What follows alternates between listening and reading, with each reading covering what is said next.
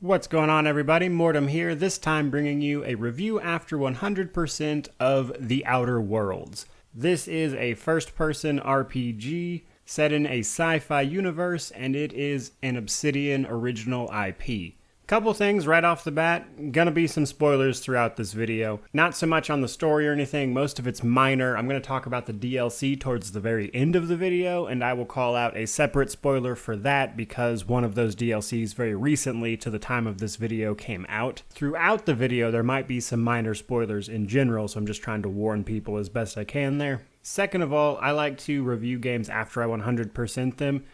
Basically because I feel it lends some credence to what I do, but also simply because it sets me apart from other reviewers on YouTube. And if you want some proof of that, feel free to go to my YouTube channel. There's a link to my Steam profile. You're more than welcome to check that out. Now, before we fully jump into this review here, I want to talk about some of the marketing that took place for this game because I think it actually hurt the game in some ways. So a lot of this marketing that happened when this game was announced was like, from the developers of Fallout, or people who have worked on Fallout, that kind of thing. And I think that did a disservice to this game, simply because Fallout at this point is a very well-established AAA franchise. Obsidian, at the time this was made, was a AA indie studio. They've since been acquired by Microsoft, of course, and let's be real, all future titles will very likely be AAA, but this particular game was not AAA. This was a AA venture, and they said that in several interviews. They talked about how they had a very focused scope.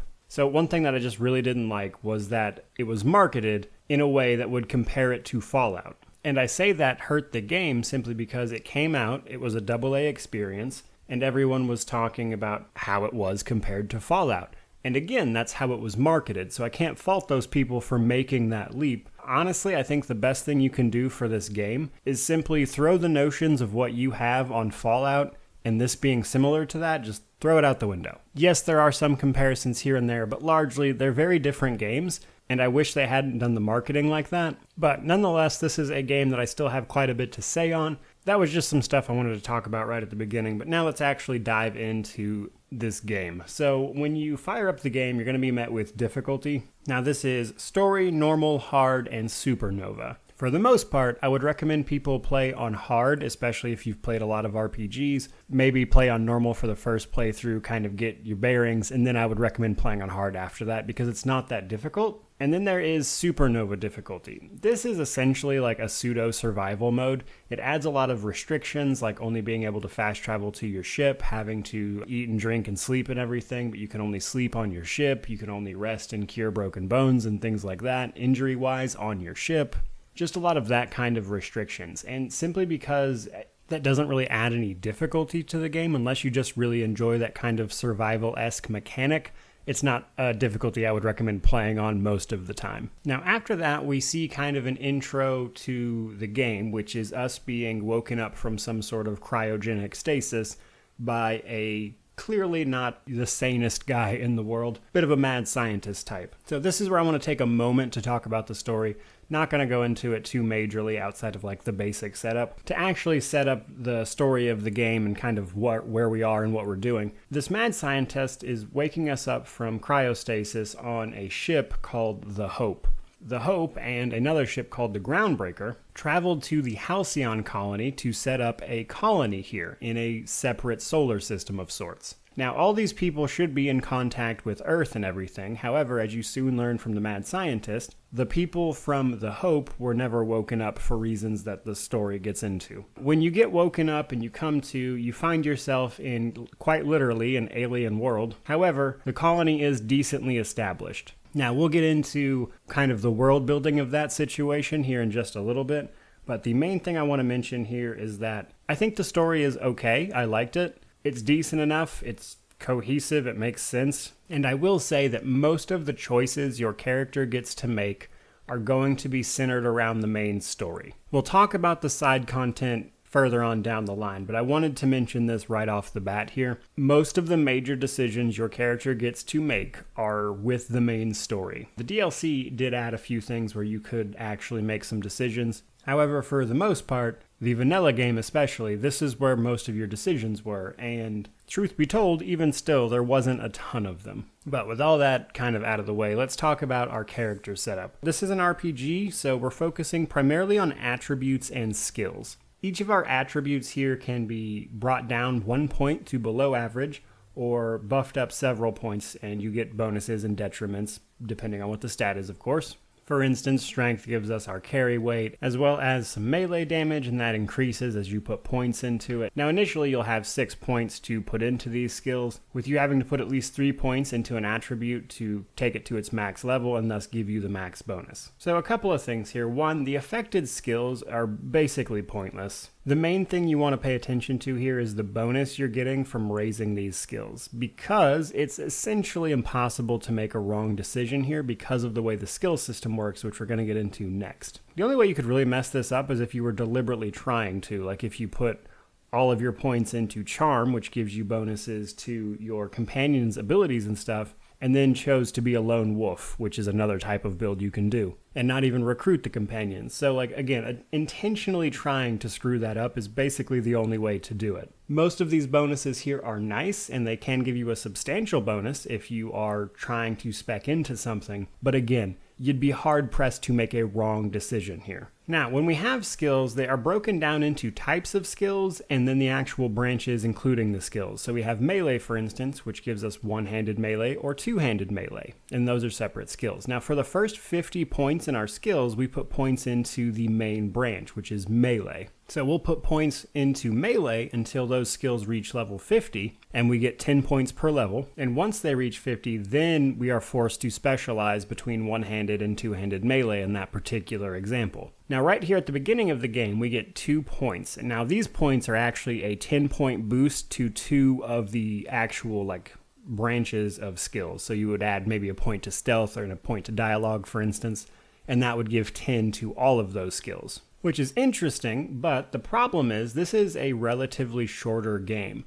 Now, the DLC tried to address this, and frankly, it didn't do it very well. So this last rank you can see on the right hand of the screen here is the 150 rank skill Virtuoso ability. That is new with the DLC. They originally capped out at 100. And because you could put points all the way up to 50 before you had to specialize, you could essentially become a jack of all trades. And in the main vanilla game, when it first came out, that was basically the most effective thing to do, was to not really specialize per se in much of anything besides maybe a weapon. But with that in mind, as we put points into each skill here, you can see that it'll give us a percentage boost based on what the skill is simply by putting points into it. And then at 20, 40, 60, 80, 100, and 150, we unlock a relevant extra effect, which can be extra weapon reach, extra time in the tactical time dilation, which I'll get into here in a little bit, unlock power attacks, things like that. The lockpick will actually give you an ability that will let you see what's inside a container to see whether it's worth even bothering to lockpick it. I said the DLC addressed the jack of all trades thing, but it didn't do it well. So what do I mean?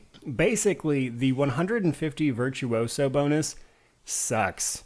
So you have to put so many points into this skill to unlock that, and most of them, quite frankly, aren't worth the investment. There's a couple of them that you kind of have to max out for achievements, but that's done through a real quick character retrain, which you can do basically whenever. So even that's not much of a detriment. My main problem with these Virtuoso milestones, so to speak, is just that they're pointless. Like, why is this here? And the answer's obvious. They were trying to address some criticism. I don't think that was done well. It feels like a Band-Aid on a gaping wound, in my opinion. And because of that, even still, with the DLC added, most of the time it's better to just kind of go very broad with your skill selection, because very few things in the game actually require a really high skill check. There are some stuff in-game, and there's stuff in the DLC, of course, which added the extra skill ranks.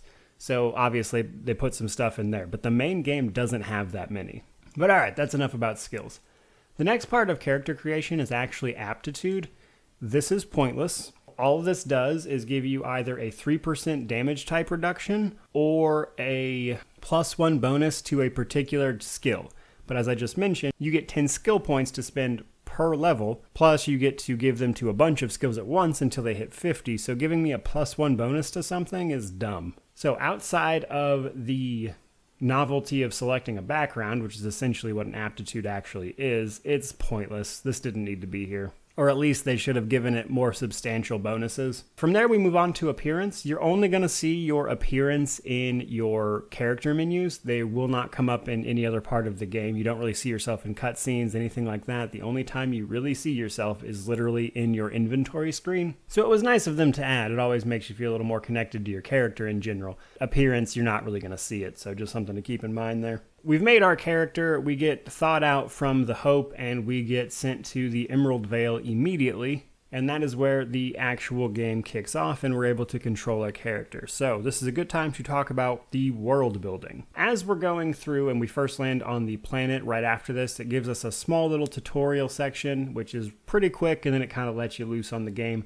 The tutorial itself is pretty solid. I didn't really have any complaints. It teaches you the basics, and that's all you really need for this game anyway. But the one thing I do want to mention about the tutorial is it brings up tactical time dilation, which I mentioned passingly earlier. The tactical time dilation is the ability to slow down time to give yourself a chance to plan, and then it'll slowly drain until you start moving and taking actions, and then it'll start draining very quickly. Now, I like this, actually, so this is an RPG mixed with sort of an action game. Because of that, I think this actually works really well.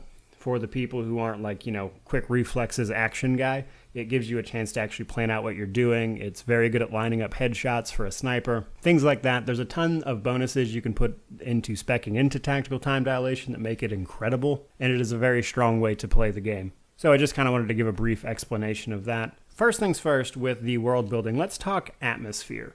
So the Halcyon colony is primarily controlled by corporations. Everyone is essentially an employee of a corporation. Being an employee for a corporation is all-encompassing, and it's your entire life.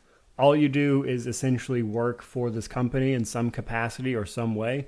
Everyone is referred to as employees. It's kind of this dark humor vibe to it. It's like this weird mix between 1950s style ads, but also the worst human rights violations you've ever seen. So it's a very unique atmosphere that they managed to put together here, and that's pretty classic Obsidian. I don't think I've played a game yet of theirs that the world building wasn't on point. Now, when it comes to actually exploring this world, we're going to be hopping between planets, ships, orbital stations. Essentially, this is like a hub system, so it's kind of semi-open world in that way. There are some larger areas that you can absolutely go out of your way to explore. The game definitely wants you to do that, but keep in mind it is more of a hub system rather than a full-blown open world. So you're going to be getting a ship pretty early on in the game, and then you'll be able to fly from place to place, which are essentially your hubs. A lot of games do this, so I don't think I need to explain it too much. But I will say, in order to go to new places, you need nav keys for your ship to navigate there. Part of unlocking new hubs and progressing the story usually involves somehow getting your hands on the nav keys to go to the next place, which is essentially the main story for the most part. And then there is the combat and the Flaw System. The combat itself is mostly okay. It's a first-person shooter type. There's also some melee weapons. There's enough build variety there to keep you kind of interested. There's enough weapon types to keep you kind of interested there. After having played through the game many times, I actually still don't really have a problem with that particular aspect. My only real complaint is that the combat feels floaty. There's not a lot of impact to it, and it's an RPG, so I kind of give it a pass in that regard, but the combat doesn't feel very substantial in a lot of ways. It's hard for me to explain that specifically, so sorry if that doesn't do much for you. I do want to mention one thing though, because it drives me crazy.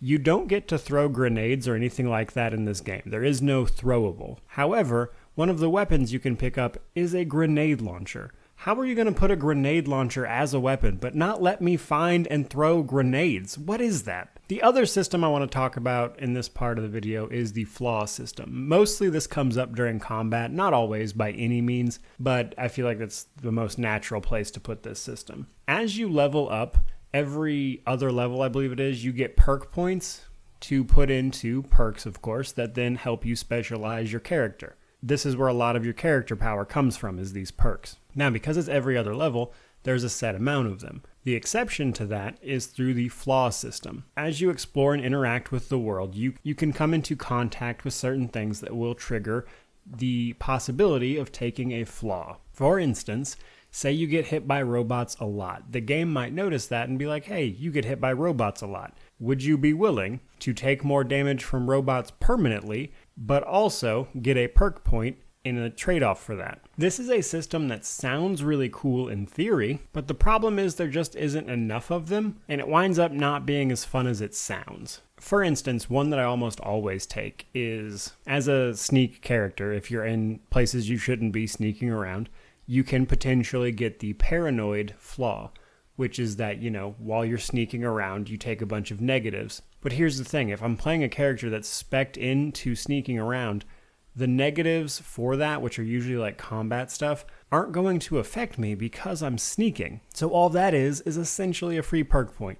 And it winds up being a lot of stuff like that, plus just a lot of the negatives in general aren't strong enough to justify a perk point. Taking extra damage from enemies I can now one-shot because I have extra perks isn't really much of a trade-off, I guess is what I'm trying to say. I love the concept. The execution needs work, I guess is probably the best way to sum up the flaw system. Now, out in the world, all of your skills are pretty well represented. So you're going to be meeting and talking to a ton of people in each place because this is a full-blown colony. There's plenty of people around, despite it being just a space colony out there. Most of them work for corporations, of course, like I mentioned, so they're all kind of doing their thing. And when it comes to talking to people, I wanted to mention this specifically because this is probably the one time it's worth mentioning the attributes more than normal.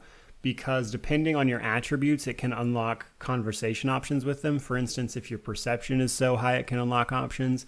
If your intelligence is high or low, that can unlock different options for you. So just stuff like that when you're out there talking to people. I do want to talk about the side quests for this quite a bit here. The side quests are, to sum it up, not great. All the choices you get, like I mentioned, are in the main quest primarily. That means for the side quests, majority of them are basically simple tasks that you go do, you go get something, you bring it back, that kind of thing. It lets you choose how you approach that mission. Often there's very much so like, do you sneak in? Do you go in guns blazing? Is there a way around this path if you explore enough? That kind of stuff. That definitely exists, but that quest is basically going to resolve the same way, or you're going to kill someone that basically fails the quest. That's essentially the only thing you can do with most of the side quests. That does change a little bit with the DLC. They did, again, try to address those criticisms, but it doesn't change the fact that in the vanilla game, that's very much so the case. The main quest, again, does have some pretty cool options to choose from, but there's only a handful. And because of that, and the fact that this is a AA game, which is inherently a little shorter, first time I played it, it took me like maybe 20, 30 hours to run through the entire thing. That's basically all the side quests and everything. I can see how those boring, dull side quests would put somebody off. And the story themselves of the side quest can be interesting. There are some really genuinely conceptually interesting side quests simply from what they're telling me about the universe, right? Some of them definitely add to the world building. The problem is that the actual structure of the quest is the same thing. It's just essentially a fetch quest. And I think that's just where the game can feel really shallow because of how they structured the side content. Now, I want to talk about companions before we move on to the DLC. So none of them are romanceable. This was a AA game. They straight up said they didn't have the budget to do that. Fair enough, I suppose. Personally, I don't really care about romance in games. I know that's a big deal. If I do videos about romance stuff, it always does well because people are just interested in that kind of thing, but I could not personally care less, so it did not bother me at all that none of these people were romanceable. Most of them are just okay. I mean, none of them really stick out, to be honest with you. Parvati probably has the individually best written and told story. Her character is very well written. Her voice actor did an amazing job. And honestly, I think Parvati is the standout for sure, which is good because she's the first one you meet. Now, there are others. There is Ellie, who's like a doctor turned smuggler type. She is probably my second favorite just because she's funny, if nothing else. And then you have Felix, which is like a dumb jock guy. So Felix is like really into this sport they've made up for this universe called tossball. Best I can tell, it's kind of like lacrosse. But he's definitely that type, and because of that, he doesn't have a lot to say. His story is okay, again. Then there is Vicar Max. Vicar Max is a vicar. He is like part of the religious church that has formed in the colony where they talk about the law all the time. He himself is pretty funny. He has some moments in his quest that like genuinely made me laugh. The problem is that they don't even try to flesh this out enough, and I feel like they relied on those gags too much, and it just gets weird and ridiculous pretty quick. Then there is Nayoka. She actually had probably a decently meaningful story. You avenge some of her old friends. That was shown off in the demos that they gave for the game. And then the last companion is actually a robot you can find the pieces for and put back together. It doesn't have much to say. It's just kind of a robot. So there's that. Its quest is putting it together. And with that, let's talk about the DLC. So Peril of Gorgon was pretty cool. I ironically seem to have the exact opposite opinion of most of the DLC that everyone else seems to have, in that Peril of Gorgon was meh, Murder on Eridanos was amazing. I'm the exact opposite of that. I thought Peril on Gorgon was really good, and the Murder one that just came out was okay. So Peril on Gorgon tells a story that explains the Marauders. So as you're kind of out and about exploring the world and everything, you'd be hard-pressed to miss the Marauders. They're everywhere. Now, throughout the main vanilla game, you're told that these people basically went off on their own because they didn't want to be part of the whole space corporation thing. And most of them are insane at this point, presumably from living in the wild. Well, Peril on Gorgon really dives into why that is and gives an actual really cool reason for it that makes perfect sense in this dark humor world. That quest line can end like 4 different ways. And honestly, I just had a lot of fun with it. Now, the Murder on Eridanos one that just came out, it's okay. I'm going to get into some spoilers for this, and because it just came out, I really do want to mention that if you haven't played this particular DLC, now is probably the time to cut away from the video. Skip maybe more towards the end. Murder on Eridanos happens when you watch an ether wave transmission, which is basically TV, of Halcyon Helen dying, who is like the main star of that show per se. And then it's announced that she was murdered on Eridanos. And you get called in to investigate because you're piloting the ship that actually belonged to a freelancer known as Alex Hawthorne.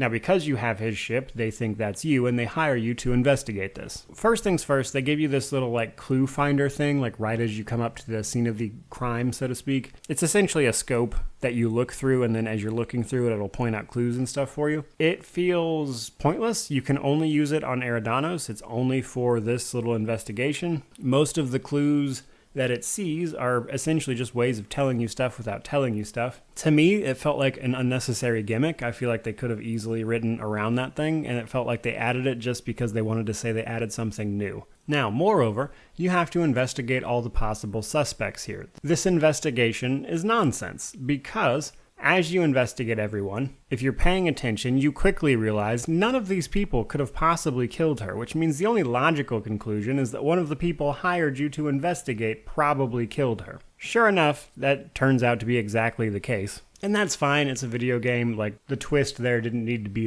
amazing or anything. But ultimately, this leads to one of, 2 endings, despite there supposedly being an investigation. I guess that just annoyed me because everyone's talking about how awesome this DLC is, but, Peril on Gorgon had, 4 different endings, several of which I had to, go out of my way to find. And while I enjoyed the atmosphere and everything of Eridanos, they added a lot of, really cool stuff, especially the parasite thing, as some of you may have seen. Eridanos introduces these parasites that are symbiotes with people. If they get into your bloodstream, they can just pop out of your body and potentially drive you insane. So that's a whole thing. That was really cool. It was hard to see that and not be wow, that's something else. But with that out of the way, I still think the DLC was pretty good. I'm not mad about it. I actually had an expansion pass, so I got it without having to pay again for it, so to speak, anyway, because, I paid for the expansion when the game first came out. Overall, the DLC was pretty good. I definitely personally preferred Peril on Gorgon, but obviously that's more of a personal opinion anyway. I want to talk negatives before we wrap this up. So my criticisms of this game are simply that it is very short for a game that's trying to charge you full price.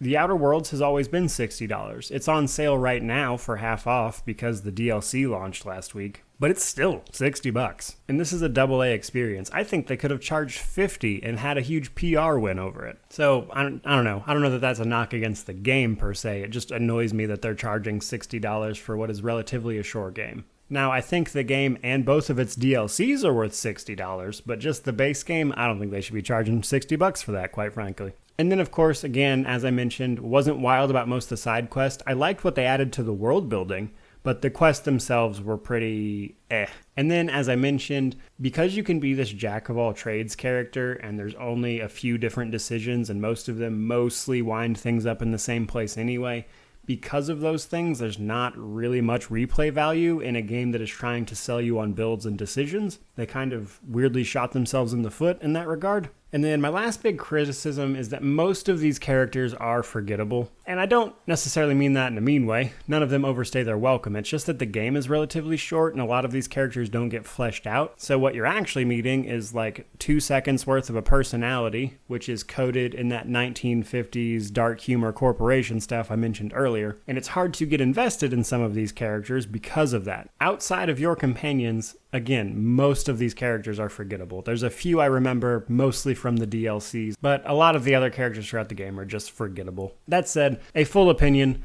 I would recommend you buy this game on sale, honestly. Like I mentioned, I'm not wild about its price tag of $60 even today. I think if $60 included both of the DLCs, that would be a pretty good deal. However, as it stands, again, buy this on sale. It's a fun game. Don't go into it expecting this AAA Fallout experience, and you'll have a good time. But just remember, it's a AA game, so hedge your expectations a little bit, and I think you'll have a much better time. With that out of the way, guys, truly, thank you so much for watching. This video is already shaping up to be fairly long as far as some of these reviews go. So especially if you listened all the way to the end here, truly, just thank you for watching. May you wander in wisdom and have an amazing day.